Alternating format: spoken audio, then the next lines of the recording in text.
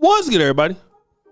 It's your boy, O'Shea Duke Jackson, back at it again with another episode of The Celebrity Junk. You know, guys, Kevin Samuels had a lot of haters, and many of them who he did not acknowledge, if not all. And that is something that you're going to really go through in life, especially when you're on something like social media. You're doing something like what we're doing here on YouTube. You're visibly seen. People hate you. And it's not even because of what your message is. It's because that you're doing good and they're not. So it's something that you got to get used to. On the other end, when something happens to you, you will have these same idiots who going to start laughing. And I remember the people who hated so dearly on Kevin Samuels. Kevin Samuels was $1 million economy, by the way. I'm not afraid to say it. We all made a lot of money responding to Kevin Samuels videos. The difference is when I used to respond to him, he used to send them to me. But when Kevin died, a lot of folks thought that they was going to actually benefit from it. Until they didn't. All Kevin Samuels haters still dusty. But there's one in particular, Brother Kev on stage. He is a Christian comedian, according to Brother Doug. He's one of those sanctified holy rollers, Shatalabosha sort of creators. And he was hating and laughing at Kevin Samuels' death. He had this sister. I'm not going to be disrespectful toward the woman. She's from our community, so I will forgive her for what she had to say. But I'm going to deal with him as the brother because he had the lady on the podcast. I'm going to deal with him, not her. Right? Now, once he put out that hater statement, and I have that video on my channel here or on my O'Shea Duke Jackson channel, you can go check it out. That video is called "He Laughed at Kevin Samuels' Death, Now He's Broke as F." If you want to check it out there. But now this same guy, 15 months later, is begging for donations. I want to first play a little bit of his video of him begging, and then we're going to come back. Yeah, I wanted to clear something up real quick. I realized I said this at length on Patreon, but I didn't address it in the public. So as you've noticed, I've been promoting Patreon more and more, especially the last week or so. And I never really said why. So I'll just be upfront with you like I was with the Patreon yesterday. Podcast revenue has been down around 70% for me in all my podcasts. Josh, Angel, and Greg salaries are dependent on podcast revenue, and it used to be tremendously lucrative and I was able to pay them and all that type of stuff, but it's downturned tremendously.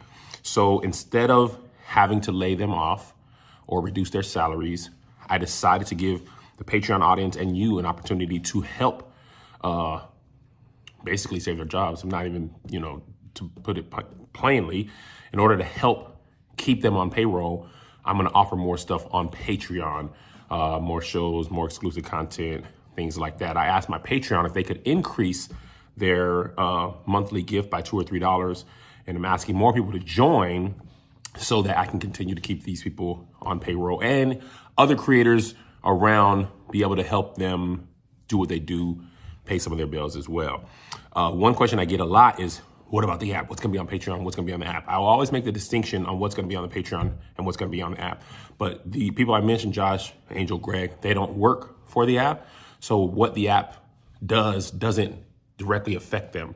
They work for the podcast part of Kev on Stage Studios, and that's the part that's been hit the hardest. And also the Patreon, as a result of starting the app, was also hit very hard. It dropped tremendously. So I used to be able to supplement their salary even when podcasts drop by Facebook revenue or Snapchat or whatever. But if you hear in the news, Facebook says they're not paying creators anymore, Instagram's not paying for reels anymore, things like that, that's where that supplemental income was coming. So I really don't have the extra businesses to offset that. So I told the Patreon, I'll tell you, if you want to continue to see these podcasts and see all that stuff, then it's gonna have to come from people like you. Otherwise, I just won't be able to sustain it personally, because the way my business is run, each have. So now let me get to the point of what Brother Anton Daniels did. And Anton Daniels is definitely a very cocky guy. I've had several conversations with Brother Anton Daniels. Anton Daniels is crazy. Something is definitely wrong with him, but he is. We don't agree on everything. He's a very interesting brother. I think he's very astute, and we don't agree on everything at all. He'll tell you. But this though, I got to give him his flowers. I mean, if I ever want to give a content creator their flowers, I got to give it to him because he tore this man apart, which he should have. Okay. I want to play some snippets of what Brother Anton had to say about Brother Kev on stage and his crying and whining. And then I'm going to come back. Stage has recently hit my radar as way of an email that somebody sent to me over the weekend that Kev on stage said that it's a content recession out here. He said content creators are going through a recession. Apparently, I didn't get the memo. You know what I'm saying? Just say you boring and that people and the content that you putting out there don't resonate with the people anymore. Just say you boring and the content that you putting out don't resonate with the people no more.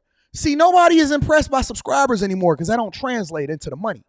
Nobody is impressed by what it is that you have on Instagram anymore because I don't necessarily transition into conversion. Listen, I'm so thankful that I was able to get the business lessons and then apply it to the content creation. And then I got better than them at content creation because not begging, you can't beg in order to, listen, it's not the people's responsibility in order for you to take care of the salary of the people that work for you. Everybody that worked for me got raises. Everybody that worked for me got raises. You can't tell people to increase their giving.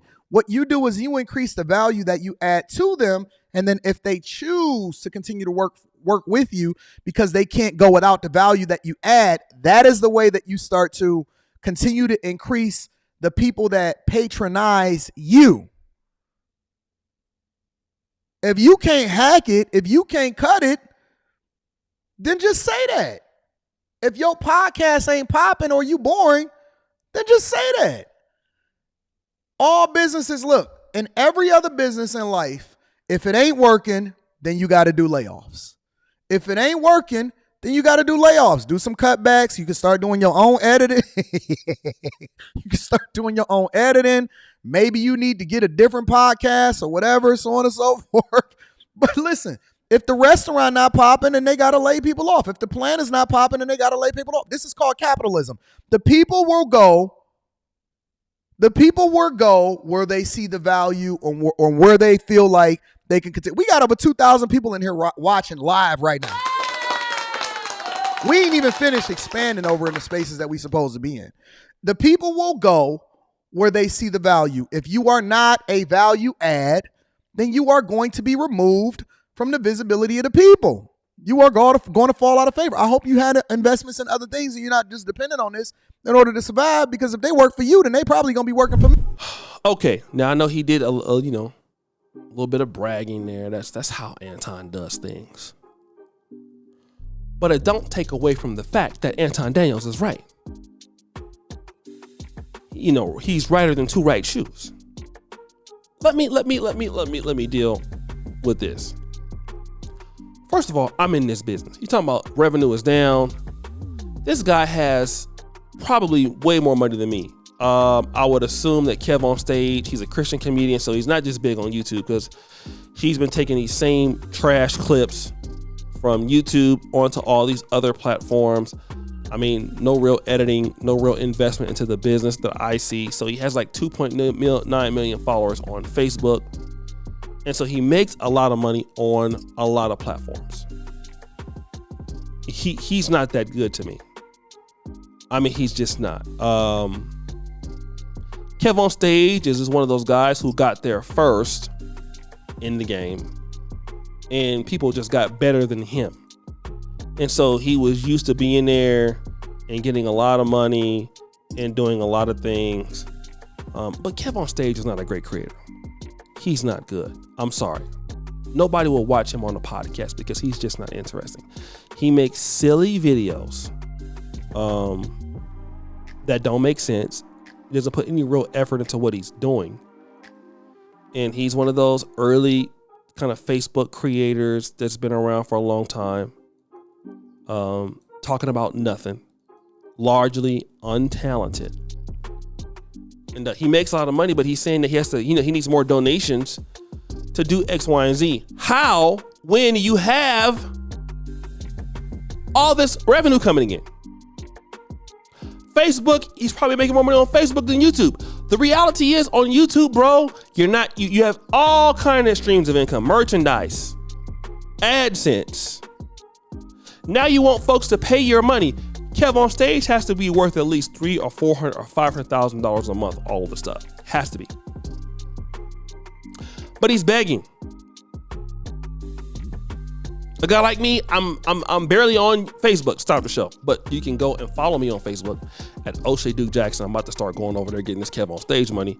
Except I'm not going to beg for my money though. I'm actually going to work for what I get, unlike Kev on Stage. And I actually like editing my own videos and stuff. So make sure you subscribe to me on Facebook at O'Shea Duke Jackson. I got 15,000 followers. Don't worry about the dude from Bangladesh on my channel right over there right now. Right. He's helped me monetize my page. So if you see some dudes over there from like Pakistan or whatever on the videos, don't even worry about. That's my homie. He's helped me do some things over there. Okay, brothers and sisters. So check your boy out over on Facebook at O'Shea Duke Jackson 2. Facebook.com O'Shea Duke Jackson 2. I will be over there weaving and selling up. Okay. But Kev on Stage has been exposed as a largely he's a no talent. I'm a guy with not even that much of a following as him. I don't even ask for money. There's so much money in this, bro. I can't even get it all. Are you serious? The money gets more every year, not less. This year I'm gonna have a less year because I wasn't as active on all my stuff. I was doing the Pan-African Dating Show and the podcast. But if I was doing my own content this year, I would have doubled my income from last year. That's how much opportunity it is in this stuff. You don't make less money, you make more money. Because you get better at it. The thing with this guy, he doesn't get better. He does the same dusty stuff he's done for like 8 years ago. He's a hater. He's not that good. He's trash. All right, he's lame at what he's talking about. He's a hater. I mean, it's a facts, bro. And Anton just pretty much talked about that, a guy like him was falling off. When he was on the YouTube thing, man, it wasn't that many creators. Now it is. Guys are good now. And if you're not good, you're going to move off the block, bro. Simple as that. So, guys, what you think? It's your boy, O'Shea Duke Jackson, back at it again with another episode of The Celebrity Junk. Bridget, for all you, subscribe to the bell. We're out.